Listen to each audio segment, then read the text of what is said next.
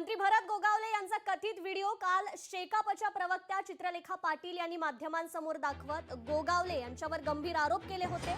या प्रकरणाचे तीव्र पडसाद आज रायगड जिल्ह्यातील महाड आणि माणगावमध्ये उमटल्याचं पाहायला मिळालं। महाड येथील छत्रपती शिवाजी महाराज चौकात शिवसैनिकांनी चित्रलेखा पाटील यांच्या विरोधात घोषणा देत त्यांच्या प्रतिमेला जोडे मारत निषेध व्यक्त केलाय। विरोधक रडीचा डाव खेळत असून त्यांनी या सर्व प्रकाराची माफी मागावी, अन्यथा अब्रू नुकसानीच्या कारवाईला सामोरं जावं लागेल असा इशारा आंदोलनकर्त्यांनी दिलाय।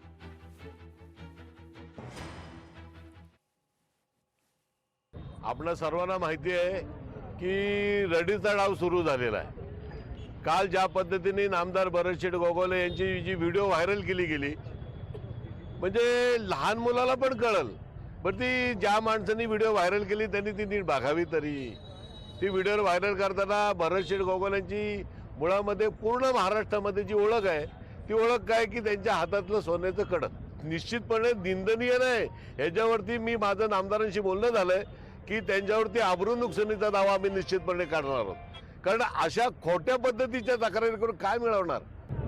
एकंदरीत शेकाप पक्षाच्या चित्रलेखा पाटील यांनी विचित्रपणे ज्या पद्धतीने नामदार भरत गोगावलेंवरती जे बेताल वक्तव्य केलेलं आहे त्याचा पहिल्यांदा शिवसेना पक्षाच्या वतीने मी जाहीरपणे निषेध करते। आज बघितलं तर शेकाप पक्ष हा रायगड जिल्ह्यामध्ये संपुष्टात आलेला पक्ष आहे आणि मग कुठेतरी केलेला हा केविलवाणा जो प्रयत्न आहे, म्हणजे आज नामदार भरत गोगावले यांची आज आपण रायगड जिल्ह्यामध्ये एक ओळख म्हटली तर आज गोरगरिबांचा नेता आणि कष्टकरी दिनदुबळ्यांचा नेता म्हणून आज त्यांची ओळख आहे।